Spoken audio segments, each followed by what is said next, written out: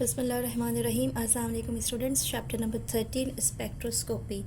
और आज इस चैप्टर के शॉर्ट क्वेश्चन आंसर्स जो है वो हम सॉल्व करने वाले हैं। तो सबसे पहले पेज नंबर 283 के ऊपर आप आ जाओ और आप यहाँ पे देखो, यहाँ पे लाइन से 4 क्वेश्चन है। पहला क्वेश्चन जो वो मैं रीड कर रही हूँ इस वक्त आपके लिए कि what type of nuclei are detected in proton NMR spectroscopy. यानी आपके ख्याल से जो प्रोटॉन एनएमआर स्पेक्ट्रोस्कोपी होते हैं उसमें किस किस्म के जो न्यूक्लियाई हैं इसको आप स्टडी कर सकते हैं या इसको आप डिटेक्ट कर सकते हैं। ठीक है, तो सबसे पहले इसको मार्क करने से पहले आपको एक बात बता दूं मैं कि प्रोटॉन एनएमआर स्पेक्ट्रोस्कोपी में हर वो एलिमेंट जिसमें एटॉमिक मासेस कम होते हैं, जिनका साइज़ छोटा होता है, या फिर जो आइसोटोप्स की शक्ल में होते हैं, हम उनको आराम से स्टडी कर लेते हैं। जैसे कि प्रोटॉन है, इसका साइज़ छोटा है। इसी तरीके से कार्बन 13 है, एक आइसोटोप है कार्बन का। इसी तरीके से नाइट्रोजन है, नाइट्रोजन का 15 सैम्पल जो है आप इसको स्टडी कर सकते हैं। मोस्टली आप वो तमाम आइसोटोप्स जो उसको स्टडी कर सकते हैं कि जिनका साइज़ छोटा होता है। ठीक है, जैसे कि फ्लोरीन है, आप उसको भी स्टडी कर सकते हैं। ये कुछ जर्नल इन्फॉर्मेशन है। अब बुक में क्या लिखा हुआ है आप इसको देख लीजिएगा कि ये आपको कहाँ से किस तरीके से गाइड करे इसका आंसर। आप आ जाएंगे सीधा पेज नंबर 275 के ऊपर। अच्छा स्टूडेंट्स, आप यहाँ से इसको मार्क करेंगे पेज 275 पर का nucleus of certain elements like proton exhibit random spin and behave like a tiny magnet due to their charged nature. यहाँ से लेके यहाँ तक पहले आपने पूरा मार्क करना, उसके बाद ये दोनों पॉइंट्स जो है वो लिख देने। अब मैं आपको मुख्तसर बता देती हूँ कि इस पूरे पैराग्राफ में जो मैंने इस तरीके से आपको यहाँ से यहाँ तक कंप्लीट कराया है क्या बात कही गई है। इन्होंने कहा है कि अक्सर ऐसे एलिमेंट्स होते हैं जिनमें साइज़ बहुत छोटा होता है, जैसे कि इन्होंने आपको एग्जाम्पल दी प्रोटॉन। अब इसमें न्यूक्लियस क्योंकि छोटा होता है और इसमें नंबर ऑफ़ प्रोटॉन्स जो है वो भी कम होंगे, तो इस तरह का जो न्यूक्लियस है वो चार्ज्ड हो जाता है। इसमें जो न्यूक्लियस है इसके ऊपर एक किस्म का चार्ज होता है। अब इसकी जो मूवमेंट होती है ये समझ लीजिए खुद एक मैग्नेट की तरह बिहेव करता है। तो जब भी आप कोई एक्सटर्नल मैग्नेटिक फील्ड जो है वो इसके ऊपर अप्लाई करते हैं या ये ख़ुद उस मैग्नेटिक फील्ड के अंडर में किसी तरीके से आ जाता है, तो ये दो किस्म के स्पिन्स जो है उसको शो करता है, जिसकी वजह से इसका जो स्ट्रक्चर है उसमें एक रेजोनेंस आ जाती है। अब वो दो किस्म की जो मूवमेंट है वो कौन सी होती है? नंबर 1, या तो पहली कंडीशन ये होती है कि जो न्यूक्लियस की अपनी मूवमेंट हो रही होती है वो, और जो मैग्नेटिक फील्ड आपने अप्लाई की है या ये जिसके अंडर में आ गया है किसी तरीके से, इन दोनों की जो डायरेक्शन है वो सेम हो। अगर इस तरह की कंडीशन होती है तो ऐसी सूरत हाल में क्या होता है कि जो direction of applied magnetic field है वो और जो न्यूक्लियस खुद, वो दोनों सेम डायरेक्शन में अलाइन हो जाएंगे और ये वाली जो स्टेट है वो कहलाएगी लो एनर्जी स्पिन स्टेट। ठीक है, यहाँ पर इसकी जो एनर्जी है वो लो होगी। दूसरी वाली जो कंडीशन है वो क्या हो सकती है कि फ़र्ज़ कर लीजिए न्यूक्लियस की अपनी जो मैग्नेटिक मूवमेंट हो रही थी जब आप कोई एक्सटर्नल मैग्नेटिक फील्ड अप्लाई करते हैं और उसकी जो डायरेक्शन है वो इसकी डायरेक्शन से अपोजिट होती है, यानी कि दोनों फील्ड्स एक दूसरे से अपोजिट डायरेक्शन में होंगे, तो इस तरीके से जो इसकी जो स्पिन होगी वो हाई हो जाएगी और अब ये कहलाएगी हाई एनर्जी स्पिन स्टेट। ठीक है, तो किस्सा मुख्तसर क्या हुआ कि जिससे भी आपके एटम का साइज़ छोटा होगा, जिसमें जो न्यूक्लियस है वो खुद एक मैग्नेटिक के तौर पे बिहेव करेगा अपनी स्पिन की वजह से, और अगर कोई एक्सटर्नल मैग्नेटिक फील्ड अप्लाई होए और वो उसमें दो तरीके से मूवमेंट करे। नंबर 1, या तो वो डायरेक्शन ऑफ मैग्नेटिक फील्ड के सेम अलाइन हो, ऐसे में वो लो एनर्जी स्पिन स्टेट में होगा, या फिर वो जो direction of applied magnetic field है उसके साथ अपोजिट डायरेक्शन में हो, तो ऐसे में वो हाई एनर्जी स्टेट में आ जाएगा। ठीक है, पूरा पैराग्राफ यहाँ से लेके यहाँ तक लिखेंगे और ये दोनों पॉइंट कंप्लीट लिखेंगे। नेक्स्ट क्वेश्चन जो है वो उसकी तरफ बढ़ते हैं हम। स्टूडेंट्स, ये जो सेकंड क्वेश्चन है ये थोड़ा सा ऐसा है कि इसमें कुछ चीज़ें एक्सप्लेन करने वाली हैं। पहले तो मैं आपको क्वेश्चन लिखवा के मार्क करवा देती हूँ, फिर आपको एक्सप्लेन भी करना स्टार्ट करती हूँ कि किस तरीके से आप इसे करेंगे। ठीक है, इस वीडियो के इस क्वेश्चन को करने से पहले एक बात आपको गाइड कर दूँ, यहाँ पे कॉपी पेंसिल लेकर बैठिएगा। कुछ चीज़ें ऐसी हैं जो आपको समझनी होंगी। Name the components which represent X axis and Y axis of a proton NMR spectrum. ठीक है, यानी आपको कंपोनेंट्स बताने हैं कि एक्स एक्सिस में और वाई एक्सिस में प्रोटॉन एनएमआर स्पेक्ट्रम में कौन कौन से कंपोनेंट हैं। बज़ाहिर सवाल बड़ा आसान लग रहा है कि आपको सिर्फ दो एक्सिस बताने हैं कि एक्स पे क्या है और वाई पे क्या है, बट प्रॉब्लम इज़ दैट कि इसमें जो टर्म्स इस्तेमाल होने वाली है उसमें से ज़्यादातर वो टर्म्स हैं जो शायद आप पहली दफ़ा सुनेंगे। ठीक है, उन सब के बारे में पता होना आपको बहुत ज़रूरी है। सबसे पहले तो मार्क कर लीजिए कि वो कौन सा हिस्सा है जहाँ पे बुक में इसका आंसर मौजूद है। ये है 276 के ऊपर। ठीक है, तो हम आ गए सीधा पेज नंबर 276 के ऊपर स्टूडेंट्स। ठीक है, और अब आपने क्या करना है, आपने सबसे पहले तो मार्किंग कर लेनी है। आप यहाँ से ये दो पैरा जो है इसको मार्क करेंगे। Number 1 x axis represent chemical shift से लेके पूरा एंड तक, एंड नंबर 2 पे मार्क करेंगे वाई एक्सिस से लेकर पूरा NMR सिग्नल्स तक, बस। ठीक है, पीक के बारे में आपको नहीं बताना, बस ये 2 पॉइंट ही आप बताएंगे, क्योंकि इसने क्वेश्चन में आपसे सिर्फ 2 एक्सिस पूछे थे, एक्स और वाई। ठीक है, और ये शॉर्ट क्वेश्चन भी है, तो आप ये दोनों बताएंगे। अब ज़रा इस चीज़ को समझ लीजिए। असल में न्यूक्लियर मैग्नेटिक रेजोनेंस में होता क्या है कि हमारे पास एक होता है एक्स एक्सिस और दूसरा होता है हमारे पास वाई एक्सिस। तो जो एक्स एक्सिस होता है इसमें हम आमतौर पर केमिकल शिफ्ट को स्टडी करते हैं। ठीक है, और जो वाई एक्सिस होता है उसमें हम आमतौर पर ये स्टडी करते हैं कि जो एब्जॉर्प्शन इंटेंसिटी होती है न्यूक्लियर मैग्नेटिक रेजोनेंस के सिग्नल्स की, उसको प्लॉट करेंगे। ठीक है, और उसके वर्सेस हम क्या करेंगे, ग्राफ ऑब्टेन करेंगे।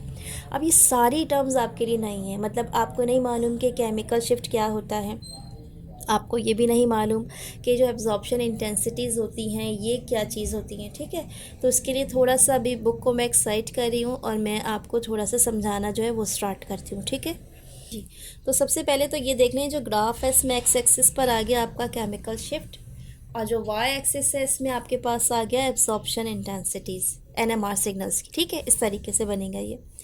अब केमिकल शिफ्ट क्या होता क्या है कि देखें, अभी मैंने आपको बताया कि आप जो भी एटम स्टडी करेंगे उसका साइज़ छोटा होगा, जिसकी वजह से उसमें रेजोनेंस आ जाएगा। जब आप उसको मैग्नेटिक फील्ड में अप्लाई करेंगे तो या तो वो लो स्पिन स्टेट देगा या फिर वो हाई स्पिन स्टेट देगा। इस सूरत हाल को आप कहते हैं कि इस तरह का जो आपने एटम सेलेक्ट किया है उसमें रेजोनेंस है। ठीक है, रेजोनेंस का मतलब होता है कि वो कांस्टेंट, उसकी जो ओरिजिनल स्पिन है ये नहीं है बल्कि चेंज है, वो रेजोनेंस में है। ठीक है, तो अब होता क्या है केमिकल शिफ्ट में कि आपके पास डिफरेंस होता है इस resonant frequency of spinning proton का। इसका मतलब वो जो प्रोटॉन जो कि अभी मैग्नेटिक फील्ड के अंदर में है और वो लो स्पिन या हाई स्पिन जो है उसको शो कर रहा है। ठीक है, वो चीज़, और इसके साथ साथ जो सिग्नल है रेफरेंस मॉलिक्यूल का वो।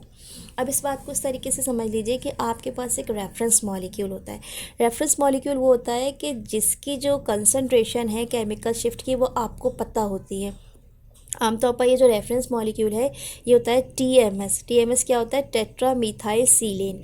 अब इसको हम रेफरेंस मॉलिक्यूल इसलिए इस्तेमाल करते हैं क्योंकि इसकी जो केमिकल शिफ्ट की वैल्यू वो सिर्फ 0 ppm होती है। ठीक है, तो हमने क्या किया, इसको इस्तेमाल किया रेफरेंस मॉलिक्यूल के तौर पे, और जो हमारे पास सैंपल होता है उस सैंपल की वैल्यू को हम 0 में से माइनस कर देते हैं। तो ये वाली जो चीज़ होती है वो हम एक्स एक्सिस पे रख लेते हैं। ठीक है, ये केमिकल शिफ्ट होता है, यानी जो हमारा रेजोनेंस मॉलिक्यूल है उसकी जो कंसंट्रेशन है उसमें से हम ये 0 माइनस कर देंगे, इसका मतलब सिर्फ उसी की कंसंट्रेशन बचेगी।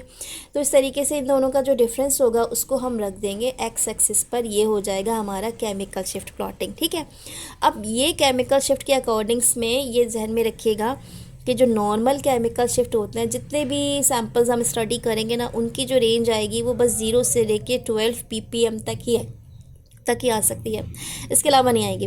तो 0 से लेके 0 तो हमारा हो जाता है आमतौर पे रेफरेंस, जो कि क्या है हमारे पास TMS, और बाकी जितनी भी वैल्यू होती है वो हमारे उस पर्टिकुलर सैंपल की होती है। ठीक है, और उसको हम मेजर किस में करते हैं, PPM में। PPM बिल्कुल छोटी यूनिट होती है, इसका मतलब होता है पार्ट्स पर मिलियन। ठीक है, 1 मिलियन का एक हिस्सा। तो इस तरीके से क्या होगा कि आप एक्स एक्सिस पर क्या रखेंगे, रेफरेंस मॉलिक्यूल्स में से जो आपका सैंपल मॉलिक्यूल है उसकी वैल्यू को माइनस करने के बाद ये केमिकल शिफ्ट एक्स एक्सिस पर आ जाएगा, और इसके अकॉर्डिंग्स में वो जितनी भी इंटेंसिटी शो कर रहा है, ठीक है, मतलब कहीं पर वो थोड़े कम इंटेंसिटी शो करेगा, कहीं ज़्यादा करेगा, कहीं उससे भी ज़्यादा करेगा, इस तरीके से। तो इस तरीके से मुख्तलिफ़ किस्म की जो इंटेंसिटीज़ है उसको शो करना स्टार्ट कर देगा। जहाँ पर उसकी इंटेंसिटी ये कह लीजिए कि मैक्सिमम होगी, फ़र्ज़ कर लीजिए इस तरीके से कुछ लाइन्स बनती हैं आपकी। ठीक है, कहीं एक पर उसकी इंटेंसिटी मैक्सिमम होगी तो वो उसकी कहलाती है पीक। सही है, क्लियर हो गई आपको बात। तो इसी तरीके से यही सवाल इसने आपसे किया था कि इसमें एक्स एक्सिस पे और वाई एक्सिस में क्या होगा। एक्स एक्सिस में होगा आपका केमिकल शिफ्ट, जो कि क्या होगा, डिफरेंस होगा आपके एक्चुअल सैंपल में से रेफरेंस मॉलिक्यूल को माइनस करने के बाद, और वाई एक्सिस पर आपका जो सैम्पल है उसकी जितनी भी एब्जॉर्प्शन इंटेंसिटी यानी वो कितनी लाइट्स जो है वो एनएमआर स्पेक्ट्रोस्कोपी में पुट करने के बाद एब्जॉर्ब कर रहा है, उसकी मुख्तलिफ़ किस्म की इस तरीके से लाइंस होंगी, और जहाँ पर वो मैक्सिमम लाइन शो करेगा वो चीज़ कहलाएगी उसकी पीक। ठीक है, तो एक नॉर्मल एनएमआर स्पेक्ट्रम होता है, और आमतौर पर ये इतना ज़्यादा होता नहीं जिस तरीके से मैंने आपको दिखाया। इसमें इस तरीके से यूँ करके ऐसे लाइन्स होती है, डबल ट्रिपल, मतलब जो भी लाइन जा रही होंगी वो एक नहीं आएंगी, दो तीन आती हैं इस तरीके से। ठीक है, ऐसे होगा वो।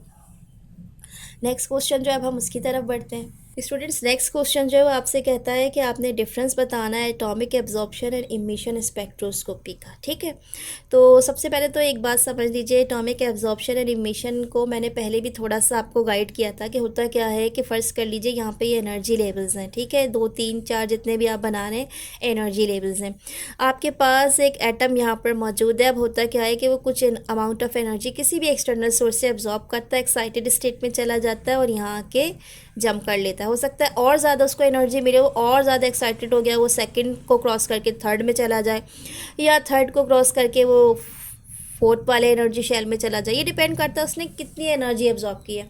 जितनी एनर्जी वो एब्जॉर्ब करेगा उस हिसाब से क्या करेगा, वो एक्साइटेड होकर अपने ग्राउंड स्टेट से मज़ीद एनर्जी लेवल्स को क्रॉस करता हुआ एक्साइटेड स्टेट में चला जाएगा। अब ये जो स्पेक्ट्रोस्कोपी होती है जिसमें एटम ने एनर्जी को एब्जॉर्ब किया और एब्जॉर्ब करने के बाद वो हाई एनर्जी स्टेट्स के ऊपर चला जाता है, इसको आप कहते हैं कि है एटॉमिक एब्जॉर्प्शन। और इसको जिस टेक्निक से हम मालूम करते हैं वो कहलाता है एटॉमिक एब्जॉर्प्शन स्पेक्ट्रोस्कोपी, जिसमें जो एनर्जी एब्जॉर्ब की है उसको इस्तेमाल करते हुए हम हिसाब किताब लगाते हैं। ठीक है, अब दूसरी चीज़ जो है वो बिल्कुल डिफरेंट है, वो होती है एटॉमिक इमिशन। इसमें क्या होता है कि फ़र्ज़ कर लीजिए एक्साइटेड स्टेट में आ तो गया, लेकिन ये अनस्टेबल है क्योंकि इसकी जो स्टेबिलिटी थी वो नीचे थी। इसने तो जस्ट एनर्जी एब्जॉर्ब की थी ना, एब्जॉर्ब करते हुए वो आगे चलता गया चलता गया चलता गया और एक स्टेट में आ गया। अब ये चाहता है कि मैं वापस अपनी जो स्टेट है उसमें चला जाऊं, या कम से कम इस स्टेट से नीचे वाली स्टेट में चला जाऊं ताकि थोड़ा स्टेबल हो जाऊं। तो वो क्या करेगा कि जो एनर्जी इसने जाहिर सी बात है एब्जॉर्ब की है, तकरीबन उतनी एनर्जी को वो रिलीज़ करने की कोशिश करेगा, जो उस इतने ही इक्विवेलेंट होगी या फिर उससे थोड़ी कम होगी। ये एनर्जी रिलीज़ करने के बाद वो अपनी ये जो टॉप लेवल्स हैं यहाँ से ये बॉटम लेवल्स में मूव करना स्टार्ट कर देगा, यानी इसका सफ़र जो वो बैकवर्ड स्टार्ट हो जाएगा इस तरीके से। ठीक है, तो करते करते हो सकता है दोबारा अपनी ग्राउंड स्टेट जो उसमें वापस आ जाए। इस प्रोसेस को जिसमें इसने एक्स्ट्रा एनर्जी को रिलीज़ करके अपनी स्टेट को E4 से E3 या E3 से E2 या E2 से E1 वाले एनर्जी लेवल में वो ले जाता है, इसे कहते हैं हम एटॉमिक इमिशन। और ये टेक्निक जो है ये कहलाती है एटॉमिक इमिशन स्पेक्ट्रोस्कोपी। ठीक है, आई होप सो कि इसमें आपको ये बात पता चल गई होगी डेफिनेशन क्या है। ठीक है, डेफिनेशन अगर आप ना भी लिखना चाहें तो भी कोई मसला नहीं, क्योंकि इसने हमसे डिफरेंस पूछा। तो पहले मैंने आपको सबसे पहले पॉइंट्स बता दिए कि एटॉमिक एब्जॉर्प्शन स्पेक्ट्रोस्कोपी में और इमिशन स्पेक्ट्रोस्कोपी में फ़र्क है। एक में एब्जॉर्ब हो रहा है, दूसरे में क्या होगा, वो रिलीज़ करेगा। ठीक है, अब डिफरेंस के लिए आप क्या करते हैं, कॉलम बनाते हैं। तो मैंने यहाँ पे कुछ रफ सा वर्क किया हुआ है, आप इसको प्रॉपर तरीके से अपनी नोटबुक पे लिखिएगा और फिलहाल देख लीजिए वो कौन कौन से पॉइंट्स हैं जिसको आपने देखना है। तो बुक में अलग अलग जगहों पे पॉइंट है, हमने क्या किया उसको एक जगह कंपाइल कर दिया ताकि नोट्स की शक्ल में बन जाए आपके लिए और आपको ज़्यादा मेहनत ना करनी पड़े। तो सबसे पहले तो आप इस तरीके से एक सेंटर कॉलम डिफरेंस का ड्रॉ कर लीजिएगा। एक में लिखिएगा एटॉमिक एब्जॉर्प्शन स्पेक्ट्रोस्कोपी, दूसरे में लिखिएगा एटॉमिक इमिशन स्पेक्ट्रोस्कोपी। अगर आपको यही वाला क्वेश्चन लॉन्ग में आ जाए तो एक काम कीजिएगा, दोनों की डेफिनेशन लिख दीजिएगा। ठीक है, लॉन्ग में क्या करेंगे, पहले इनकी डेफिनेशन लिख देंगे एटॉमिक एब्जॉर्प्शन स्पेक्ट्रोस्कोपी की, फिर एटॉमिक इमिशन स्पेक्ट्रोस्कोपी की, उसके बाद ये सारे पॉइंट लिखेंगे तो ये थोड़ा सा लंबा हो जाएगा लेक्चर। लेकिन अभी शॉर्ट में पूछा है तो हम डायरेक्ट काम करेंगे। ठीक है, सबसे पहले हम बताएंगे कि it is produce when atoms absorb energy, यानी ये कब होता है एब्जॉर्प्शन स्पेक्ट्रोस्कोपी, जब आपका जो एटम है वो एनर्जी को एब्जॉर्ब करता है। और ये बिल्कुल इसके अपोजिट होगा, it is produced when atoms release energy, जब एटम क्या करेगा, रिलीज़ करेगा। अच्छा, अब इसका जो स्पेक्ट्रम आएगा ये होता क्या है कि इसमें बैकग्राउंड कलर्ड होता है और ये खुद डार्क लाइन की शक्ल में अपेयर होता है गैप्स के साथ। और इसका जो स्पेक्ट्रम जब मिलेगा आपको तो ये खुद कलर्ड होगा और इसका जो बैकग्राउंड है ये बिल्कुल डार्क होगा। इसकी अभी डायग्राम जो है वो भी दिखाने वाली हूँ मैं बुक में आपको। ठीक है, उसके सबसे लास्ट में क्या होता है कि जो एटॉमिक एब्जॉर्प्शन स्पेक्ट्रोस्कोपी, इसमें एटम क्या करता है, ये अपनी लो एनर्जी लेवल से हाई एनर्जी लेवल में चला जाता है एनर्जी को एब्जॉर्ब करके, यानी इसका जो एनर्जी लेवल है ये बढ़ जाता है।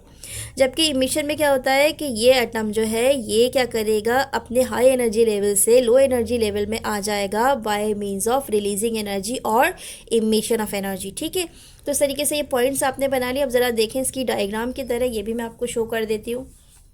तो स्टूडेंट्स ये देखिए पेज नंबर 278 पे दो डायग्राम है मेरे पास। पहली है एटॉमिक एब्जॉर्प्शन स्पेक्ट्रम हाइड्रोजन की है, ठीक है। अब इसमें देखिए ये पूरा जो बैकग्राउंड है ये कलर्ड है, लेकिन खुद इनके जो क्या लीजिए कि स्पेक्ट्रम आ रहे हैं कैसे आ रहे हैं, बिल्कुल डार्क आ रहे हैं, ठीक है, ब्लैक कलर के आ रहे हैं। हीलियम का चेक कर लीजिए, ये देखें बिल्कुल ब्लैक कलर के डार्क डार्क से आ रहे हैं। सोडियम में भी इसी तरीके से बैकग्राउंड कैसा है, कलर्ड है।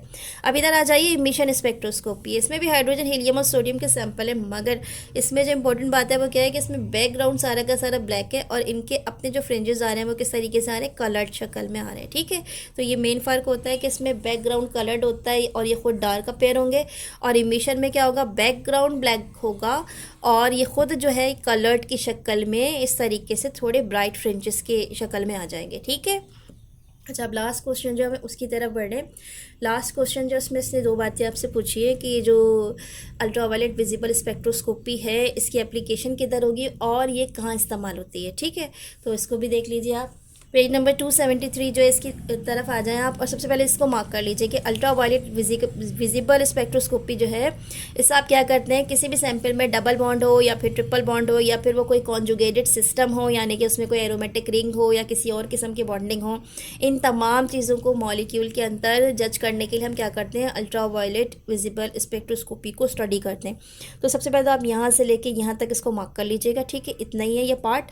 उसके बाद अब आप आ जाइए इसकी एप्लीकेशंस की तरफ। तो एज आई सेड अर्लियर कि क्योंकि इसमें डबल बॉन्ड ट्रिपल बॉन्ड कोई हेटेरो सिस्टम से या कोई कॉन्जुगेटेड सिस्टम है, किसी भी किस्म का और बॉन्ड है उसको स्टडी किया जाता है, तो इसकी वजह से क्या होता है कि सबसे इंपॉर्टेंट बात ये होती है कि मॉलिक्यूल का जो स्ट्रक्चर है वो आपको पता चल जाता है। तो उसकी सबसे फर्स्ट एप्लीकेशन क्या होगी कि इसमें जो भी मॉलिक्यूल होता है इसमें अगर कोई सा भी double triple bond aromatic ring है, कोई हेटेरो सिस्टम है या किसी किस्म का कॉन्जुगेटेड कोई भी सिस्टम है, ये आपको पता चल जाएगा, ठीक है। अच्छा, दूसरी जो चीज़ है वो आपको क्या पता चल जाएगी, वो ये पता चल जाएगी कि बहुत सारे कुछ ऐसे कंपोनेंट्स होते हैं जिसमें जो कंसंट्रेशन होती है अननोन कंपाउंड की उसको मालूम करना होता है। तो ये भी आप मालूम कर सकते हैं क्योंकि यहाँ पर एक लॉ है, ये इसको भी फॉलो करता है। ये लॉ कहलाता है बेयर लैम्बर्ट्स लॉ। अभी जो बेयर लैम्बर्ट्स है उसको मुख्तसर बता दूँ कि इसमें जो एब्जॉर्बेंस और पाथ लेंथ है ना, यानी कि कोई मॉलिक्यूल कितना ज़्यादा एब्जॉर्ब हो रहा है उस हिसाब से कितना उसका पाथ लेंथ है, ये दोनों एक दूसरे के डायरेक्टली प्रोपोर्शनल होते हैं। तो इस लॉ को इस्तेमाल करते हुए भी आप क्या करते हैं कि जो यूवी स्पेक्ट्रोस्कोपी है इससे मुख्तलिफ़ किस्म के जो अननोन कंसनट्रेशन के मॉलिक्यूल्स होते हैं उनकी कंसनट्रेशन को मालूम कर लेते हैं, ठीक है। ये जो दोनों एप्लीकेशन है ये केमिस्ट्री में, इसने आपसे कहा था कि आपको क्या करना है, केमिस्ट्री और बायो दोनों में जो यूवी विजिबल स्पेक्ट्रोस्कोपी है इसकी एप्लीकेशन बताना है। केमिस्ट्री में आपने ये दोनों कर लिए, ठीक है। अब बायो के कौन से, ये मैं आपको लिखवा देती हूँ। तो बायो के जो है इन्होंने आपको लिखे हुए नहीं दिए थे, इसलिए इसको यहाँ से लिख लीजिए आप। नंबर 1 तो ये कि डीएनए के जो स्ट्रक्चरल चेंजेस हैं इसको मॉनिटर करने के लिए आप इसको इस्तेमाल कर सकते हैं, ठीक है, इस स्पेक्ट्रोस्कोपी को। नंबर 2 क्या होता है कि मुख्तलिफ़ किस्म के जो सैम्पल्स होते हैं, बायोलॉजिकल सैम्पल्स होते हैं, उसमें जो मैक्रो मॉलिक्यूल्स होते हैं उसको डिटरमाइन करने के लिए भी आप क्या करते हैं, इसको इस्तेमाल करते हैं, इस वाली स्पेक्ट्रोस्कोपी को, जो कि यूवी विजिबल स्पेक्ट्रोस्कोपी होती है। अभी मैक्रो मॉलिक्यूल्स क्या होते हैं, जो कि साइज़ में बड़े होते हैं, ठीक है। उस तरह के जो मॉलिक्यूल्स होते हैं किसी भी बायोलॉजिकल सैम्पल्स में, उसकी कंसनट्रेशन को या उसकी प्रेजेंस को या उसके स्ट्रक्चर्स को फाइंड आउट करने के लिए भी आप क्या करते हैं, इसको इस्तेमाल करते हैं, ठीक है। तो स्टूडेंट्स इसके साथ ही आज का जो ये शॉर्ट क्वेश्चन आंसर्स का पोर्शन है वो तकरीबन कंप्लीट हो चुका है। अगर इस वीडियो में ऐसी कोई भी बात है जो कि आपको समझ में ना आई है तो प्लीज़ इसको कमेंट सेक्शन में मेंशन कीजिएगा।